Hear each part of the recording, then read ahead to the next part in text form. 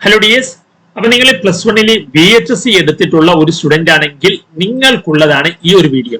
കാരണം വളരെ ഇമ്പോർട്ടന്റ് ആയിട്ടുള്ള കുറച്ച് കാര്യങ്ങൾ ഞാൻ ഈ വീഡിയോയിൽ പറയുന്നുണ്ട്. ആദ്യം നമ്മുടെ ബാച്ചിലെ ആ ഒരു പയ്യന്റെ കേസിലോട്ട് തന്നെ പോകാം.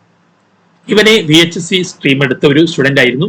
SLCയിൽ മിനിമം A+ ഒക്കെ ഉണ്ടായിരുന്നുള്ളൂ ആ ഒരു സമയത്ത്. കാരണം ആ ഒരു സമയത്ത് ലാംഗ്വേജ് ഒക്കെ മാറ്റി നിർത്തിയാൽ 4 A+ എന്ന് പറയുന്നത് ഒരു മിനിമം A+ ആയിരുന്നു.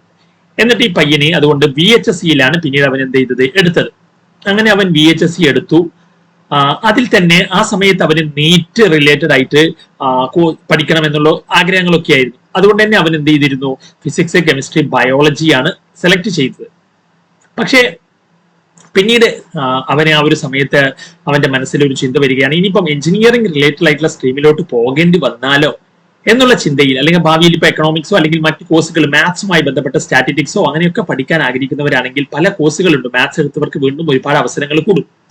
അപ്പൊ മാത്സ് ഭാവിയിൽ ആവശ്യം വന്നാലോ എന്നുള്ള രീതിയിൽ അവൻ പുറത്തുനിന്ന് മാത്സ് പഠിക്കാം. ഇവരുടെ സ്ട്രീമിൽ ലാബ് റിലേറ്റഡ് ആയിട്ടുള്ള സ്ട്രീം ആയിരുന്നു. ഇവർക്ക് ആക്ച്വലി മാത്സ് ഇല്ലായിരുന്നു സ്കൂളിൽ. എന്നിട്ട് അവൻ പുറത്ത് മാത്സ് മാത്രം അവിടുന്ന് പഠിക്കാം. സ്കൂളിൽ അവർ മാത്സ് എടുക്കില്ല. സ്കൂളിൽ അവർക്ക് ഫിസിക്സ്, കെമിസ്ട്രി, ബയോളജി എടുക്കും. ഒപ്പം തന്നെ ഇവർക്ക് മാത്സ് അവർക്ക് ചെയ്യാമായിരുന്നു, പുറത്ത് നിന്ന് പഠിച്ച് എഴുതാനുള്ള ഓപ്ഷൻ ഉണ്ടായിരുന്നു.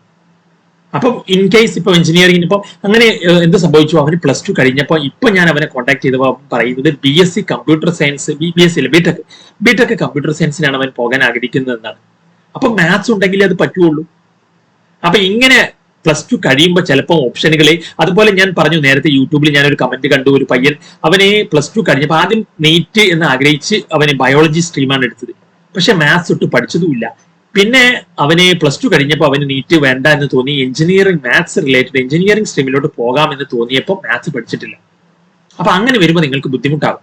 അപ്പൊ നിങ്ങൾ രക്ഷിതാക്കൾ ഇതിനകത്ത് ശ്രദ്ധിക്കുക, നിങ്ങളുടെ മക്കൾ VHSC ആണ് എടുത്തിട്ടുള്ളതെങ്കിൽ അവർക്ക് മാത്സ് കൂടി പുറത്തുനിന്ന് എഴുതി പഠിക്കാൻ. കാരണം മാത്സ് +1 +2 മാത്സ് പാസ്സാകാനൊക്കെ ഭയങ്കര എളുപ്പമാണ്. അപ്പൊ അതുകൊണ്ട് നിങ്ങൾ VHSC പഠിക്കുന്നവരാണെങ്കിൽ, നിങ്ങൾക്ക് മാത്സ് എടുക്കാൻ ആഗ്രഹമുണ്ടെങ്കിൽ ഈ നമ്പറിൽ നമ്മുടെ ക്ലാസ്സുകൾ എന്ന് പറഞ്ഞാൽ വളരെ സിമ്പിൾ ആക്കിയിട്ടാണ്. അഡ്ഡപ്പെടലും ഫെയിൽ ആയവർക്ക് പോലും നല്ല റിസൾട്ടിലോട്ട് മുൻ വർഷങ്ങളിലൊക്കെ നമുക്ക് എത്തിക്കാൻ സാധിച്ചിട്ടുണ്ട്. സ്റ്റുഡൻസിന് വളരെ മാർക്ക് കുറഞ്ഞവർക്ക് പോലും നല്ല മാർക്ക് കിട്ടും. കാരണം ഇപ്പൊ ഇതിനൊക്കെ SLCയിൽ മിനിമം A+ ആയിരുന്നു. എന്നിട്ട് പോലും ഈ ഒരു സ്കോറിലോട്ട് എത്തിക്കാൻ സാധിച്ചു. അപ്പൊ നിങ്ങൾ അതിനകത്ത് അപ്പൊ ഞാൻ പറയാൻ ഉദ്ദേശിക്കുന്നത്, നിങ്ങൾക്ക് ഈ നമ്പറിൽ എന്നെ കോൺടാക്ട് ചെയ്യാം. 77 36 70 70 45.